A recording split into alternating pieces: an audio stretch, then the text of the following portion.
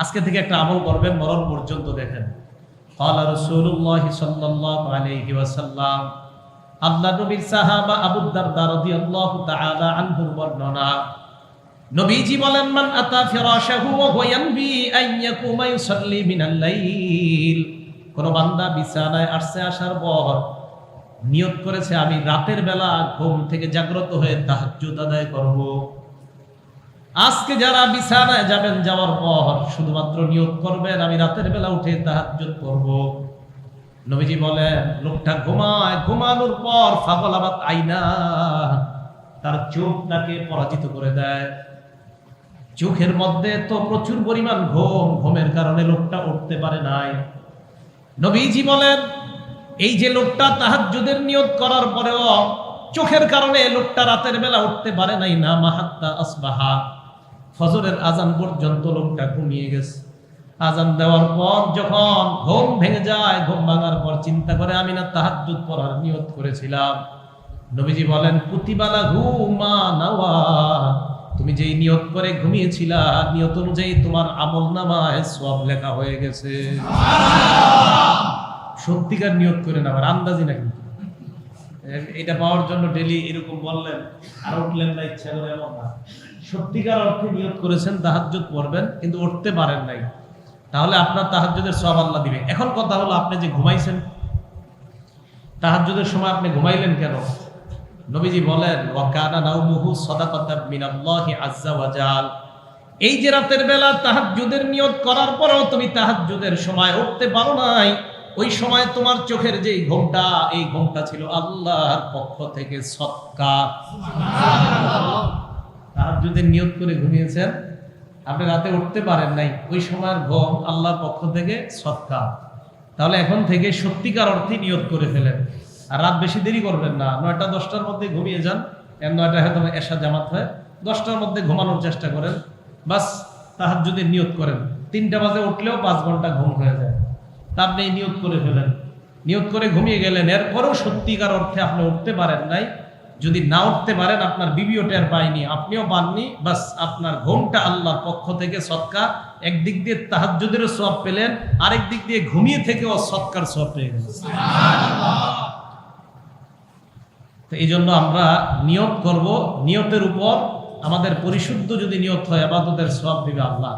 বুখারী শরীফের আরেকটা হাদিস শুনেন, 123 নম্বর হাদিস। হাদিসের বর্ণনাকারী আবু মুসা রাদিয়াল্লাহু তাআলা, তিনি বলেন, আন আবি মুসা রাদিয়াল্লাহু তাআলা আনহু قال جاء رجل الى النبي صلى الله عليه وسلم, এক ব্যক্তি আল্লাহর নবীর কাছে আসলেন, আসার পর নবীকে প্রশ্ন করলেন, মাল কিতালু ফি সাবিলিল্লাহি ইয়া রাসূলুল্লাহ, হে আল্লাহর নবী, আল্লাহর রাস্তার লড়াই কাকে বলে, জিহাদ কাকে বলা হয়?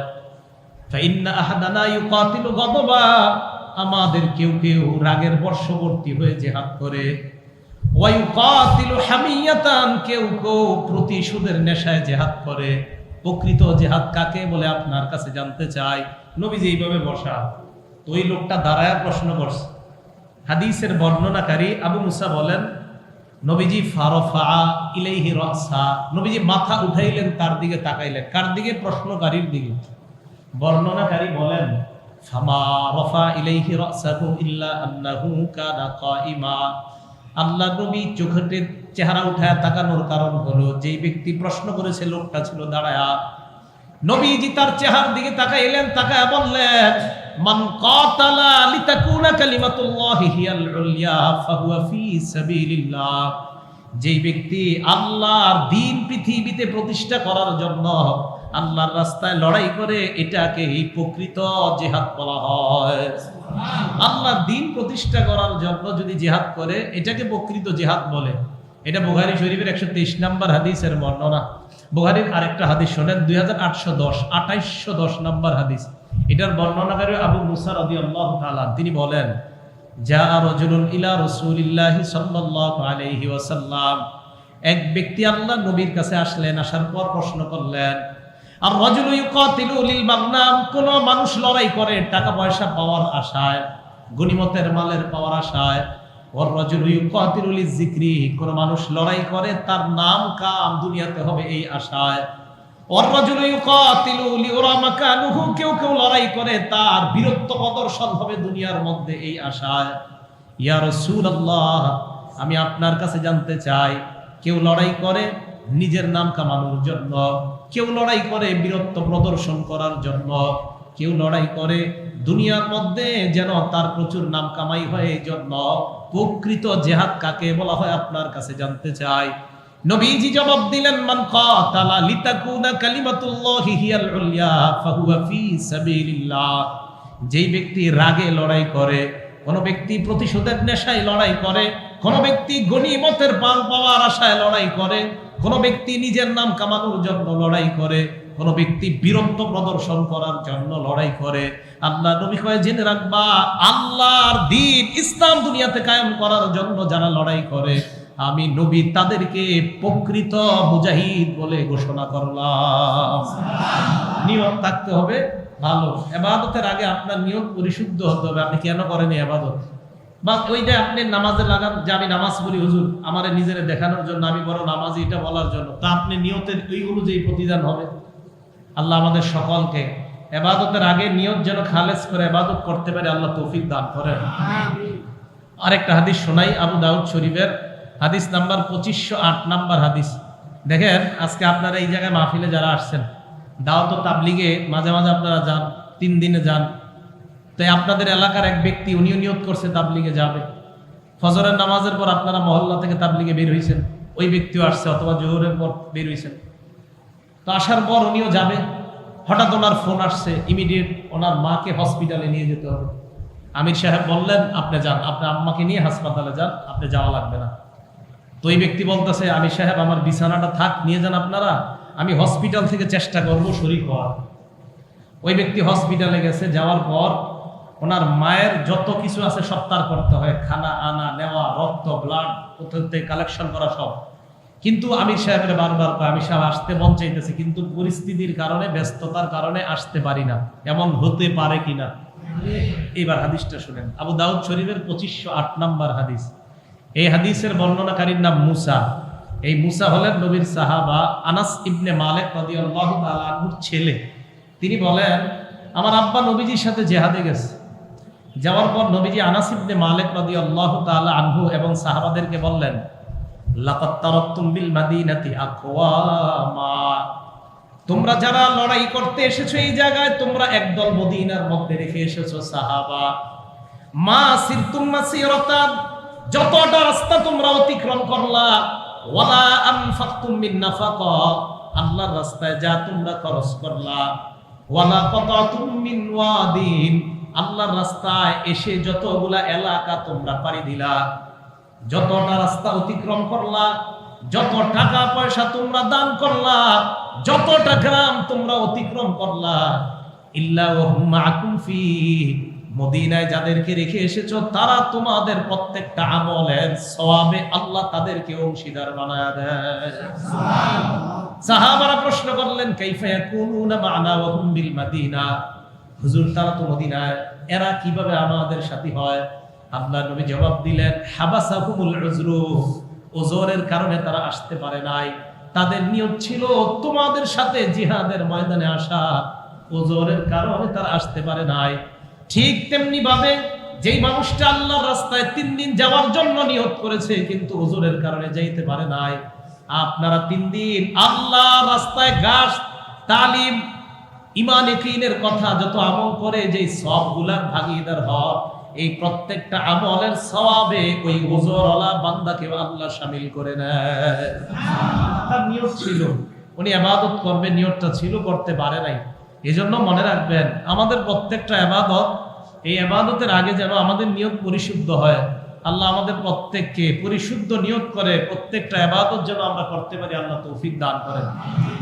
বুখারী শরীফের আরেকটা হাদিস শুনেন, হাদিস নাম্বার 1421 নাম্বার হাদিস।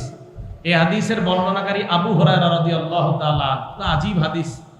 ক্বালা রাসূলুল্লাহি সাল্লাল্লাহু আলাইহি ওয়াসাল্লাম, আল্লাহ নবী বলেন, ক্বালা রাজুলুন লা আতাসাদ্দাকান্না বিসাদাকা, অতীত জামানার এক ব্যক্তি নিয়ত করেছে আমি আল্লাহর রাস্তায় সদকা করব। ফাখরাজা বিসাদাকাতিহি, রাতের বেলা সদকা নিয়ে বের হয়। সদকা নিয়ে বের হওয়ার পর ফাওয়াদাহা ফি ইয়াদি সারিক, একজন চোরের হাতে সদকা করছে। কার হাতে? উনি জানে না এই যে চোর। রাতের বেলা একজন মানুষ পাইছে রাস্তায়, তাড়াতাড়ি চুপি চুপি দিয়ে দৌড় দিছে। তো জনগণ সকালবেলা যখন জানছে এই রাস্তায় গিয়ে রাতের বেলা এই লোক সদকা করছে, তো জনগণ বলা বলি করতে লাগলো এ তো চোরকে সদকা করছে। ফাসবাহু ইয়াতাহাদ্দাসুনা তুসাদ্দিকুল লাইলাতা আলা সারিক, রাতের বেলা এই লোকটা একজন চোরকে সদকা করছে। সদকাকারী ব্যক্তি আল্লাহর দিকে হাত উঠায় বললেন, আল্লাহুম্মা লাকাল হামদু আলা সারিক, সমস্ত প্রশংসা তোমার মাবুদ, আমি না জেনে চোরকে সদকা করলাম, আমি নিয়ত করলাম আজকে আমি আবার সদকা করব। ফাখরাজা বিসাদাকাতিহি, দ্বিতীয় দিন আবার সদকা নিয়ে বের হয়। বের হওয়ার পর ফাওয়াদাহা ফি ইয়াদি জানিয়া, একজন ব্যভিচারিণী নারীর হাতে সদকা করছে। একটা মহিলা রাস্তায় হাঁটতেছে, চুপে চুপে তাড়াতাড়ি সদকা দিয়ে দৌড়। তো জনগণ জানছে গতকালকে এই রাস্তায় গিয়ে সদকা করছে। ওই রাস্তায় কারে করছে? একটা মহিলারে। ওই জায়গাতে একটা বেশ্যা মহিলা প্রতি, এই শব্দটা মসজিদে আমার বলা ঠিক হয় নাই। এই শব্দটা, এই যে শব্দটা বললাম এটা মসজিদে বলা ঠিক হয় নাই আমার, আমি দুঃখিত এই শব্দের জন্য। একজন ব্যভিচারিণী, এই মহিলাকে এইখানে কেন? এর মাঝে যে শব্দটা বলছি এটা মসজিদে বলা ঠিক হয় নাই আমার। যেন এই মহিলাকে সে সদকা করেছে। তো বলতেছে তুসাদ্দিকাল লাইলাতা আলা জানিয়া, রাতের বেলা একটা ব্যভিচারিণী নারীকে সদকা করা হয়েছে, এটা ঠিক হয় নাই। কারে সদকা করলো সে? তো এই ব্যক্তি চিন্তা করে আমি কারে সদকা করলাম। এখন বলতেছে আল্লাহুম্মা লাকাল হামদু আলা জানিয়া, আল্লাহকে বললেন আল্লাহ আমি না জেনে একজন ব্যভিচারিণী নারীকে সদকা করলাম, এটা আমি ঠিক করি নাই। লা তাসাদ্দাকান্না বিসাদাকা, আমি নিয়ত করলাম আজকে আমি আবার সদকা করব। 3 নাম্বার দিন আবার সদকা নিয়ে বের হয়। ফাওয়াদাহা ফি ইয়াদি গনিন, একজন ধনী মানুষের হাতে সদকা করছে। 3 নাম্বার দিন কার হাতে? টাকার চিন্তায় বেটার ঘুমা হয় না রাতে। তো উনি রাস্তায় ঘুরতেছে, এ মনে করছে গরিব মানুষ, সদকা করে দৌড় দিছে। পরের দিন সকালে কয় গতকালকে এই লোক কোন রাস্তায় গেছে? অমুক রাস্তায়। কইছে গা ওই রাস্তায় তো অমুক ফ্যাক্টরির মালিক ডেলি রাত্রে হাঁটাহাঁটি করে, এ মনে তারই দিছে। তো জনগণ বলতেছে আসবাহু ইয়াতাহাদ্দাসুনা তুসাদ্দিকাল লাইলাতা আলা গনিয়্যিন, রাতের বেলা যাকে সদকা করা হয়েছে একজন ধনী মানুষকে। লোকটা আল্লাহর দিকে বলতে লাগলেন আল্লাহুম্মা লাকাল হামদু আলা সারিকিন ওয়া আলা জানিয়া ওয়া আলা গনিয়্যিন, মাবুদ আমি প্রথম দিন একজন চোরকে সদকা করলাম, দ্বিতীয় দিন একজন ব্যভিচারিণী নারীকে সদকা করলাম যে টাকার বিনিময়ে নিজের পবিত্র সতীত্ব বিক্রি করে বেড়ায়, তৃতীয় দিন আমি সদকা করলাম একজন ধনী মানুষকে। মাবুদ আমি 3 দিন সদকা করেছিলাম, আমার জানা নাই টাকা পয়সা থাকলে আমি আজকে আবার সদকা নিয়ে বের হতাম। রাতের বেলা লোকটা ঘুমায় যায়। ফাউতিয়া ফাকিলা লাহু, ঘুমের মধ্যে তাকে স্বপ্ন দেখানো হয় আম্মা সাদাকাতুকা আলা সারিক ফালাআল্লাহু আইয়াস্তাইফা আন সারিকা, রাতের বেলা তুমি প্রথম দিন চোরকে সদকা করলা, হতে পারে এই চোর তোমার টাকা পেয়ে আর চুরি করবে না। দ্বিতীয় দিন তুমি সদকা করলা একজন ব্যভিচারিণী নারীকে, ফালাআল্লাহা আন তাস্তাইফা আন জিনাহা, এই নারীটা সদকা পাওয়ার পর চিন্তা করবে আমি আমার সতীত্ব বিক্রি করে বেড়াইতাম, একজন মানুষ না জেনে অসহায় ভেবে আমাকে সদকা করে গেল, আমি নিয়ত করলাম আর আমি ব্যভিচার করব না। 3 নাম্বার দিন তুমি একজন ধনী মানুষকে সদকা করলা, এই লোকটা দান সদকা করতো না, অতীতে কখনো যাকাত দেয় না, তোমার সদকা পাওয়ার পর ফালাআল্লাহু আইয়াতাবিরা, লোকটা উপদেশ গ্রহণ করবে আর চিন্তা করবে এতদিন পর্যন্ত কাউকে আমি দান সদকা করতাম না, আজকে একজন আমাকে গরিব মানুষ ভেবে দান করে গেল, অতীতে যাকাতগুলো আদায় করবে, হয়তো উপদেশ গ্রহণ করে ভবিষ্যতে প্রতিনিয়ত লোকটা সদকা করবে। স্বপ্নে তাকে জানায় দেওয়া হয় নিয়ত পরিশুদ্ধ হওয়ার কারণে তোমার 3টা সদকা আল্লাহ কবুল করে নিয়েছেন। এই জন্য পরিশুদ্ধ নিয়তের বড় দাম। যদি নিয়ত পরিশুদ্ধতার সাথে হয় আল্লাহ কবুল করবে আশা করা যায়। বুখারী শরীফের আরেকটা হাদিস শোনেন, 1422 নাম্বার হাদিস, চমৎকার হাদিস। হাদিসের বর্ণনাকারী মান, বাপের নাম ইয়াজিদ, দাদার নাম আখনাস, এই হাদিসে 3 জনের কথা আছে। তো মান ইবনে ইয়াজিদ ইবনে আখনাস তিনি বলেন বায়াতু রাসূলুল্লাহি সাল্লাল্লাহু আলাইহি ওয়াসাল্লাম আনা ওয়া আবি ওয়া জাদ্দি, আমি, আমার আব্বা, আমার দাদা, আমরা 3 জন নবীজির হাতে বায়াত হয়ে একসাথে কালিমা পড়ে মুসলমান হয়েছি। ফাখাতাবা আলাইয়া, নবীজি আমার জন্য একটা মেয়ের বিয়ের প্রস্তাব দিছে ওই এলাকার। ফান কাহানি, নবীজি নিজে আমার বিয়ে পড়াই দিছে। বাপে বড় লোক, ছেলে গরিব। ওই মান, মনে রাখবেন নাম মান, নাম কি সাহাবা? মিম আইন নুন মান। বাবার নাম ইয়াজিদ। তো বাবা বড় লোক, ছেলে গরিব। বাবা কি করছে? আখরাজা দানানিয়া ওয়া ইয়াতাসাদ্দাকু বিহা, স্বর্ণ সদকা করার জন্য স্বর্ণ নিয়ে বের হইছে। মসজিদে গেছে। ফাওয়াদাহা ফি ইয়াদি রাজুল, ইনদা রাজুলিন, এক ব্যক্তির কাছে সদকাগুলা দিছে, স্বর্ণগুলা দিয়া বলছে, ভাই তুমি অসহায়, যাদেরকে সদকা দেওয়া জায়েজ, এটা নফল সদকা, মনে রাখবেন, যাকাত না, নফল সদকা। তুমি যাদেরকে মন চায় তাদেরকে দিবা, তবে সদকা খাওয়ার যোগ্য হতে হবে এমন মানুষকে। মনে রাখবেন, ইয়াজিদ মানে সাহাবার বাবা ইয়াজিদ এই সদকাগুলা দিয়ে আসছে মসজিদে এক ব্যক্তির কাছে, উনি যদি বন্টন করে দেয়। এবার সাহাবা, উনি তো গরিব মান, উনি বলেন আমি ওই মসজিদে গেলাম। ফাজিতুহু ফাকাসতুহা, মসজিদে যাওয়ার পর আমি সদকাগুলা নিলাম, ওই ব্যক্তিকে বললাম স্বর্ণগুলা আমাকে দিয়ে দাও। স্বর্ণগুলা নিয়ে আমি বাড়িতে আসলাম। আব্বা আমার হাতে স্বর্ণ দেখা কয়, কি ব্যাপার, এগুলা তোমার হাতে কেন? আব্বা আপনি কারে দিয়ে আসছেন? ওয়াল্লাহি মা ইয়াকা আরাদতু, আল্লাহর কসম তোমাকে দেওয়ার কোনো নিয়ত আমার নাই, তুমি কেন আনলা? ছেলে জবাব দেয়, আব্বা আমি তো গরিব। তুমি গরিব এসে কি হয়েছে, তো তুমি আনছো কেন? চলেন নবীজির কাছে যাই। দুজন নবীজির কাছে গেছে। যাওয়ার পর বলে, ইয়া রাসূলুল্লাহ, এমন এমন ঘটনা। আল্লাহ নবী শুনে বললেন, লাকা মা নাওয়াইতা ইয়া ইয়াজিদ, ইয়াজিদ তুমি যেই নিয়ত করেছো, তোমার নিয়ত অনুযায়ী সদকা করার সওয়াব পেয়ে গিয়েছো। ছেলেকে বললেন, ওয়ালাকা মা আখাযতা ইয়া মান, মান তুমি যা গ্রহণ করেছো এগুলার মালিক তুমি হয়ে গেছো। ছেলেরে বললেন তুমি মালিক, বাবারে বললেন তুমি যে নিয়ত করে স্বর্ণগুলা দিছো, তোমার নিয়ত অনুযায়ী তোমার সদকা আদায় হয়ে গেছে, সদকার সব তুমি পেয়ে গিয়েছো। আর ছেলেকে বললেন তুমি এই স্বর্ণের মালিক হয়ে গেছো। বুঝাইতে চাইলাম, আমরা যত ইবাদত করব, ইবাদতের আগে নিয়ত পরিশুদ্ধ করা। পরিশুদ্ধ নিয়ত যখন হবে, হজ কোরবানি সহ যত ইবাদত, সব ইবাদত আল্লাহ কবুল করবে।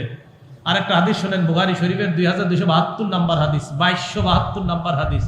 এই হাদিসের বর্ণনাকারী আব্দুল্লাহ ইবনে ওমর রাদিয়াল্লাহু তাআলা আনহুমা, ওমর ইবনুল খাত্তাবের ছেলে, তিনি বলেন, এটা আপনারা হয়তো শুনছেন অনেকে, ইনতালাকা সালাসাতু রাহতিম মিম্মান কানা ক্বাবলাকুম, নবীজি বলেন তোমাদের পূর্বের জামানা 3 ব্যক্তি রাস্তায় বের হয়েছে। হাঁটতে হাঁটতে রাতের বেলা, রাত প্রচন্ড গভীর হয়ে যায়, তারা চিন্তা করে এই রাতে, এত রাতে বাড়িতে যাওয়া ঠিক হবে না। ফাআওয়াউল মাবিতা ইলা গারিন ফাদাখালু, তারা একটা গুহার মধ্যে ঢুকছে রাত কাটানোর জন্য। ফান হাদারাত সাখরাতুম মিনাল জাবাল, পাহাড় থেকে একটা পাথর পড়ছে, পড়ার পর ফাসাদ্দাত আলাইহিমুল গার, ওই পাথর থেকে, পাহাড় থেকে পাথর পড়ে তারা যেই গুহার মধ্যে ঢুকছে, 3 জনের এই গুহার মুখটা ওই পাথর পড়ে বন্ধ হয়ে গেছে। এখন তারা 3 জন চিন্তা করতেছে উপরের দিকে তাকায়, কি করা যায়, আলো বাতাস অক্সিজেন কিচ্ছু নাই, বাঁচার কোনো রাস্তা নাই। এরা 3 জন চিন্তা করে কি করব আমরা। তখন 3 জন পরামর্শ করলেন, এক কাজ করি, কি, ইন্নাহু লা ইনজিকুম মিন হাদিহিস সাখরাতি ইল্লা আন তাদউল্লাহা বিসালিহি আমালিকুম, এই বিপদ থেকে উদ্ধার করতে পারে একমাত্র আমরা আমাদের জীবনে যেই ভালো আমল করছি, ওই আমলের দোহাই দিয়ে যদি আল্লাহর কাছে দোয়া করতে পারি, আশা করা যায় এই আমলের দোহাই দিয়ে দোয়া করলে আল্লাহ আমাদের দোয়া কবুল করবেন। 3 জনের একজন বলা বলি করতে লাগলেন, আল্লাহুম্মা কানা লি আবাওয়ানি শাইখান কাবীরান, একজন বললেন, আল্লাহ আমার 2 জন বাবা মা ছিল বৃদ্ধা, 2 জন বাবা মা বৃদ্ধ বৃদ্ধা, বাবা মা যাদের 2 জন আছে, এখনো যাদের 2 জন আছে মনে করবেন অনেক বড় নিয়ামত। তুমি বলতেছে, আল্লাহ আমার 2 জন পিতা মাতা, একজন বৃদ্ধ আর একজন বৃদ্ধা, কুনতু লা আগবিকু ক্বাবলাহুমা আহলান ওয়া মালান, আমি আমার আব্বা আম্মাকে প্রতিদিন সবার আগে দুধ দহন করে রাতের বেলা পান করাইতাম, এরপর তারা ঘুমাইতো, তাদের আগে আমার পরিবারের কাউকে আমি দুধ পান করাইতাম না, কোনো নারী পুরুষ কোনো সদস্যকে না, দাস দাসী কাউকে আমি দুধ দিতাম না আল্লাহ। তো আমি এই আমলটা প্রতিদিন করতাম। ফানা আবি ফি তালাবি শাইইন ইয়াওমা, একদিন আমি অনেক দূরে চলে গিয়েছি। ফালাম করি হালাইহিমা হাত্তা নামা, আমি রাতের বেলা আসতে আসতে দেরি হয়ে গেছে, আইসা দেখি আমার আব্বা আম্মা ঘুমায় গেছে। আমি গেলাম দুধ দহন করতে, ফাহলাবতু লাহুমা গাবুকাহুমা, আমি দুধ দহন করে আব্বা আম্মার কাছে আসলাম। ফাওয়াজাতুহুমা নাইমাইন, এসে দেখলাম আব্বা আম্মা ঘুমায় গেছে। এখন আমি কারিহতু আন আগবিকা ক্বাবলাহুমা আহলান ওয়া মালান, আমি আমার আব্বা আম্মার আগে এই দুধ অন্য কাউরে পান করানোটা পছন্দ করলাম না, তাই কি করলাম, ফালাবিস্তু, রাতের বেলা এই দুধের পেয়ালা নিয়ে আমি দাঁড়ায় রয়েছি, আমি তাদের জাগ্রত হওয়ার অপেক্ষায় সারা রাত দুধের পেয়ালা নিয়ে দাঁড়ায় আছি। তো দাঁড়ায় রয়েছে, এক পর্যায়ে মা বাবা জাগ্রত হয়েছে, মা বাবা রাতের বেলা দুধ পান করলেন, জাগ্রত হওয়ার পর ফজরের সময় জাগ্রত হয়ে দুধ পান করলেন। এবার ওই ব্যক্তি আল্লাহকে বলতেছে, আল্লাহুম্মা ইন কুনতু ফাআলতু যালিকা ইবতিগা ওয়াজহিক ফাফররিজ আন্না মিন হাযিহিস সাখরাতি মা নাহনু ফি। মাবুদ, আমি যদি ওই কর্মটা তোমার জন্য করে থাকি, তুমি আমাদেরকে এই বিপদ থেকে উদ্ধার করে দাও। এই যে পাহাড়ের থেকে পাথরটা আমাদের গুহার মুখে পড়ছে, এই পাথর তুমি গুহার মুখ থেকে সরায়া দাও। এই দোয়া করার পর ওই ব্যক্তি তিনজন তাকায় রয়েছে, তাকায় দেখে ফানফাজারাত সাখরাম শাইআ, গুহার মুখ থেকে পাথর আস্তে আস্তে সরা শুরু হয়ে যায়।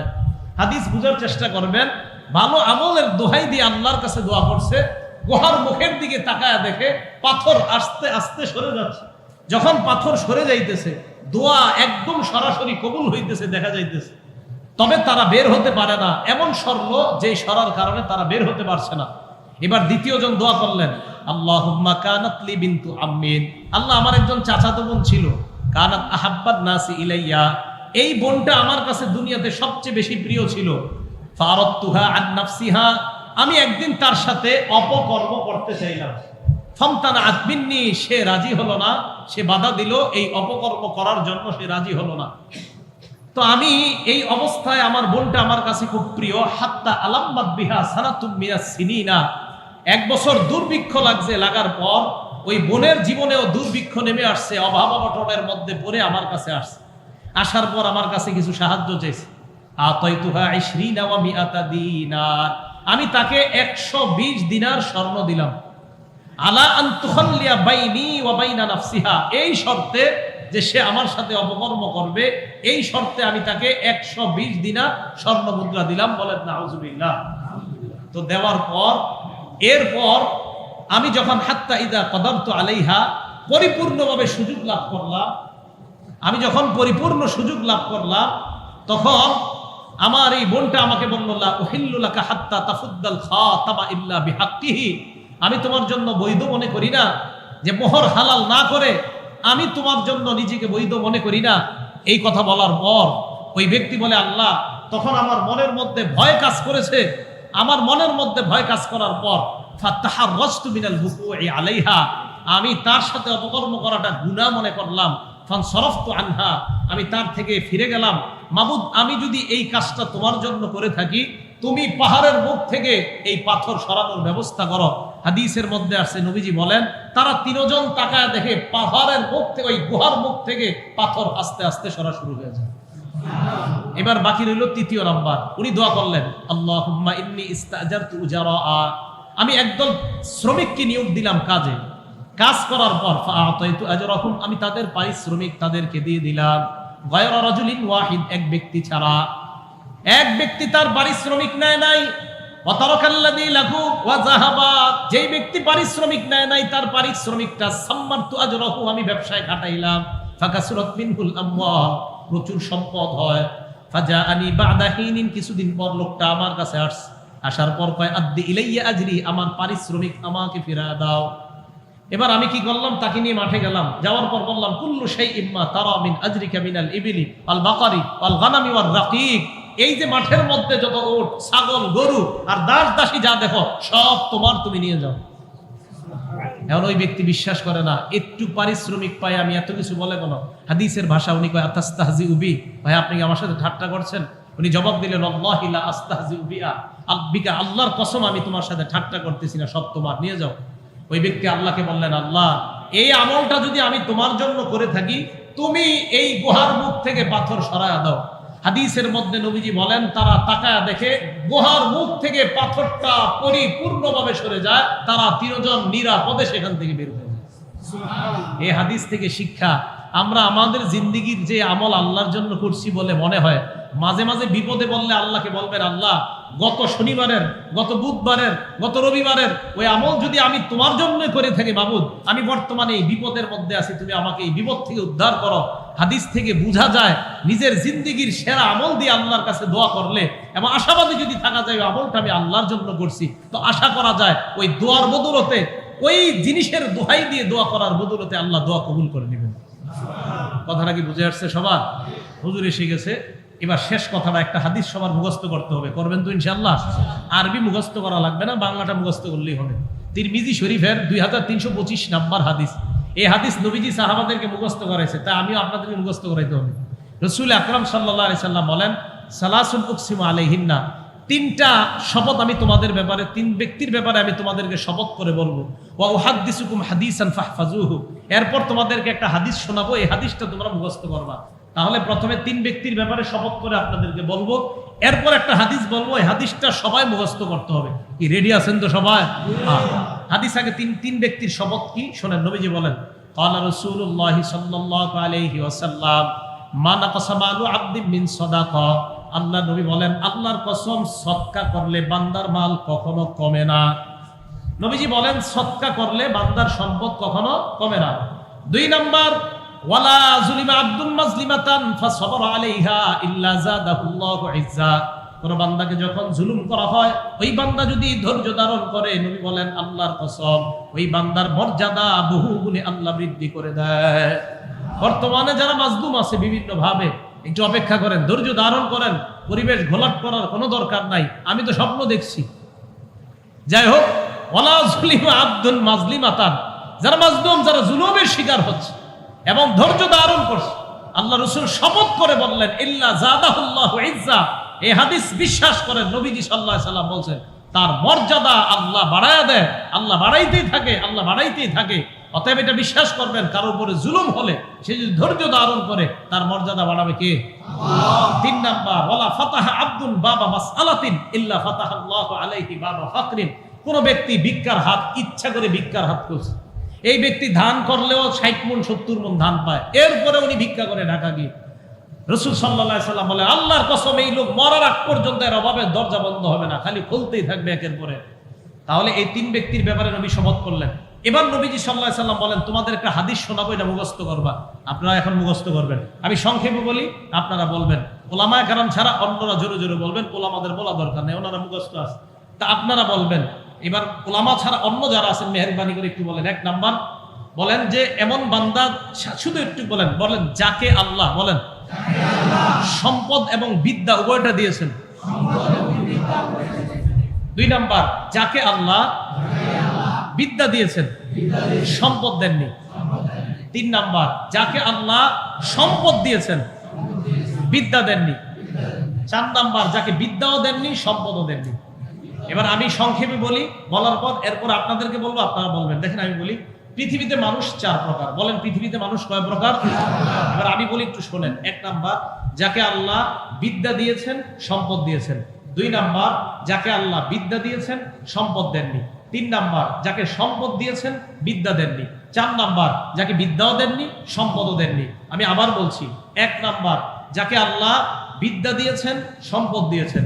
2 নাম্বার, যাকে বিদ্যা দিয়েছেন, সম্পদ দেননি। 3 নাম্বার, সম্পদ দিয়েছেন, বিদ্যা দেননি। 4 নাম্বার, বিদ্যাও দেয়নি, সম্পদ দেয়নি। উলামায়ে কেরাম ছাড়া অন্যরা বলেন, 1 নাম্বার, যাকে 2 নাম্বার, 3 নাম্বার, 4 নাম্বার। মুখস্থ থাকবে তো? এবার দেখেন নবীজি কি বলেন, ইন্নামাদ দুনিয়া লি আরবাতি নাফার, আল্লাহ নবী বলেন, পৃথিবীতে মানুষ 4 প্রকার। 1 নাম্বার, আব্দিন রাযাকাহুল্লাহু ইলমান ওয়া মালা, 1 নাম্বার ওই বান্দা, যেই বান্দাকে আল্লাহ বিদ্যা দিয়েছেন, সম্পদ দিয়েছেন, ইলম দিয়েছেন এবং সম্পদ দিয়েছেন। ইলম আর সম্পদ দেওয়ার পর ওই বান্দা এবার তার ইলম অনুযায়ী, বিদ্যা অনুযায়ী, ফাহুয়া ইয়াত্তাকি ফীহি রাব্বা, আল্লাহকে ভয় করে, কারণ তার ইলম, কোরআন সুন্নাহর বিদ্যা তাকে বলে এই সম্পদের ব্যাপারে আল্লাহকে ভয় করো। ওয়া ইয়াসিলু ফীহি রাহিমা, ওই বান্দা আত্মীয়তার সম্পর্ক রক্ষা করে। ওয়া ইয়ালামু আন্না লিল্লাহি ফীহি হাক্কা, বান্দা জানে এই সম্পদের মধ্যে আল্লাহর হক আছে। আল্লাহর হক মানে দান, সদকা করা, যাকাত দেওয়া। 2 নাম্বার, ওই বান্দা, তো প্রথম বান্দা যাকে আল্লাহ বিদ্যা সম্পদ দিছে, নবীজি বলেন ফাহুয়া বিআফজালিল মানাজিল, এই বান্দা সবচাইতে শ্রেষ্ঠ বান্দা। 2 নাম্বার, যাকে আল্লাহ বিদ্যা দিয়েছে, সম্পদ দেয়নি। ওলামায়ে কেরামের মধ্যে 90 জনেরই সম্পদ নাই, বিদ্যা আছে। বলেন আলহামদুলিল্লাহ। ওলামায়ে কেরামের বিদ্যা আছে তো সম্পদ নাই। তো দেখেন, তো যে আলেমদের মসজিদের গ্রামের ইমাম সাহেবদেরকে একটু বেতন বেশি করে দিবেন, বাড়ায়া দিবেন, ভালো এটা। হ্যাঁ, আল্লাহ সূরা মুজাদালায় বলছে ওয়ারফাইল্লাহুল্লাযীনা আমানু মিনকুম ওয়াল্লাযীনা উতুল ইলমা দারাজাত। এখানে আমরা যারা ঈমানদার, আল্লাহ কয় তোমাদের মর্যাদা আমি বাড়াই, আর তোমাদের মধ্যে যারা আলেম তাদের মর্যাদা বহুগুণ বৃদ্ধি করে দিই। আল্লাহ যাদেরকে মর্যাদা দেয় আপনারা দেন না কেন? আমি মাঝে মাঝে ইমাম সাহেবদেরকে নিয়ে চিন্তা করি, কি জানেন, আমাদের আখেরাতের পুরো দায়িত্ব যে ইমাম সামনে নিয়ে দাঁড়ায়, এই ইমামের 500 টাকা বেতন বাড়াইতে 2 সপ্তাহ আমাদের মিটিং করতে হয়। আমাদের আখেরাতের দায়িত্ব নিয়ে যিনি দাঁড়ায়, যিনি নবীওয়ালা শ্রেষ্ঠ কাজটা করতেছে, আল্লাহর রাসূল এই মাকামে দাঁড়িয়েছে, এখানে ইমাম দাঁড়ায়, ওনার বেতন বাড়াইতে গেলে 2 সপ্তাহ মিটিং হয়। খুব কষ্টের কথা। আর যাই হোক, তো আমি এটা বলার উদ্দেশ্য ছিল, কিন্তু কষ্টের কথাটা বললাম। দেখেন, এটা ঠিক না, এটা অন্যায়। ইমাম রাসূলের কাজ করতেছে, রাসূল সাল্লাল্লাহু আলাইহি সাল্লাম এখানে দাঁড়ায় নামাজ পড়াইছে, ইমাম এখানে দাঁড়াচ্ছে। তো দেখেন, নবী সাল্লাল্লাহু আলাইহি সাল্লাম বলেন আলেম কিন্তু তার সম্পদ নাই। ওই আলেম আল্লাহকে বলে, আমার যদি সম্পদ থাকতো আমিলতু মিসলা আমালি ফুলান, আমিও ওই সম্পদশালী আলেমের মতো দান করতাম। প্রথম জন, আমার যদি সম্পদ থাকতো আমি সম্পদশালী আলেমের মতো দান করতাম। নবীজি বলেন ফাজিরুহুমা সাওয়া, এই 2 জনের মর্যাদা সমান। প্রথম জনের বিদ্যাও আছে, সম্পদ আছে, মর্যাদা শ্রেষ্ঠ। দ্বিতীয় জনের বিদ্যা আছে, সম্পদ নাই, কিন্তু নিয়ত পরিষ্কার। নবীজি বলেন দ্বিতীয় জন আর প্রথম জন একই ক্যাটাগরিতে। তাহলে নিয়তের দাম আছে না নাই? এবার 3 নাম্বার জানি কে? যার বিদ্যা আছে, বিদ্যা নাই, সম্পদ আছে। এখন এই ব্যক্তি কি করে? ওয়াবদিন রাযাকাহুল্লাহু মালান ওয়া লাম ইয়ারযুকহু ইলমা, যাকে আল্লাহ মাল দিছে, সম্পদ দেয়নি, ফাহুয়া ইয়াখবিতু ফি মালিহি, সে উলামায়ে কেরামের পরামর্শ ছাড়া ইচ্ছামতো সম্পদ যেখানে মন চায় খরচ করে, কোটি কোটি টাকার বাজি খেলে টাকা পয়সা নষ্ট করে ফেলে। ভারত পাকিস্তানের খেলায়, পুরান ঢাকায় কোটি কোটি টাকার বাজিতে টাকা নষ্ট করে ফেলে। নবীজি বলেন ফাহুয়া বিআখবাসিল মানাজিল, এই ব্যক্তি সবচাইতে নিকৃষ্ট ব্যক্তি। বলেন নাউজুবিল্লাহ। 4 নাম্বার সবচেয়ে হতভাগা, যার বিদ্যাও নাই, সম্পদ নাই, কিন্তু সে মনে মনে নিয়ত করে, আমার যদি সম্পদ থাকতো আমি ওই সম্পদ আল্লাহর মতো 46 ইঞ্চি একটা টেলিভিশন কিনতাম। এরকম নিয়ত করে যে আল্লাহ তুমি যদি কোনো মতে দিতে আমারে, তো আমি ওর মতে দেখাই দিতাম জুয়া খেলা কারে করে। নবীজি বলেন ফাওয়িজরুহুমা সাওয়া, শেষ 2 জনের মাকাম মানে শেষ 2 জন নিকৃষ্ট। দেখেন, 3 নাম্বারটা নিকৃষ্ট বুঝলাম, 4 নাম্বারটা হারে বেটার বিদ্যাও নাই, সম্পদও নাই, শুধু খারাপ নিয়তের কারণে যে দিলেই আমি টেলিভিশন কিনবো, টাকা পাইলে আমি জুয়া খেলবো। এই 2 জনও সবচেয়ে নিকৃষ্ট। প্রথম 2 জন সবচেয়ে উৎকৃষ্ট, শেষের 2 জন সবচেয়ে নিকৃষ্ট। দেখেন, প্রথম জন আছে, দ্বিতীয় জনের নাই, নিয়ত আছে। 3 নাম্বার জন আছে, চতুর্থ জন নাই, নিয়ত আছে। এই শেষের 2 জন নিকৃষ্ট। তো 4 নাম্বারটা শুধু নিয়তের কারণে নিকৃষ্ট, 2 নাম্বারটা নিয়তের কারণে শ্রেষ্ঠ। 1 নাম্বারটা শ্রেষ্ঠ, 2 নাম্বারটা নিয়তের কারণে শ্রেষ্ঠ, 3 নাম্বারটা নিকৃষ্ট, 4 নাম্বারটা নিয়তের কারণে নিকৃষ্ট। তাহলে আমল, ইবাদত আমাদের আল্লাহ কবুল করবে যে নিয়তটা পরিশুদ্ধ হয়। আল্লাহ আমাদের সকলকে হজ, কুরবানি সহ আমাদের যত গুরুত্বপূর্ণ ইবাদত আছে আমরা খালেস নিয়তের সাথে যদি করতে পারি, তৌফিক দান করে। এবার আমার একটা কথা, এই জায়গায় যে আপনারা বসে রয়েছেন, নিয়ত ঠিক করছেন নি? জি, 2-3-4 জন কইছেন। আপনারা যে এখানে বসে রয়েছেন, নিয়ত ঠিক ছিল? এখন বোঝা যাবে, এই যে উঠার পরে কারা কারা একদম মিছিল দিয়ে উঠা যান, তখন বোঝা যাবে নিয়ত ঠিক ছিল কিনা। বুঝে নেই? নিয়ত ঠিক ছিল সবার? হাত তুলে দেখান তো কাদের কাদের নিয়ত ঠিক ছিল। সবাই হাত তোলে না, 2 হাত হুজুর আপনি না, আপনারা তুললেন না, 2 হাত তোলেন। তুলছেন তো? তাহলে নিয়ত যদি ঠিক থাকে একটা লোক উঠবেন না, হাত নামান। ইনশাল্লাহ সবাই কর, সবাই ইনশাল্লাহ বলেন। নিয়ত ঠিক আছে বলছেন যে এখানে আসছেন, তা সব সওয়াব নিয়েই যাবেন ইনশাআল্লাহ। আল্লাহ তৌফিক দান করেন, আমিন। ওয়া আখিরু দাওয়ানা আলহামদুলিল্লাহি রাব্বিল আলামিন।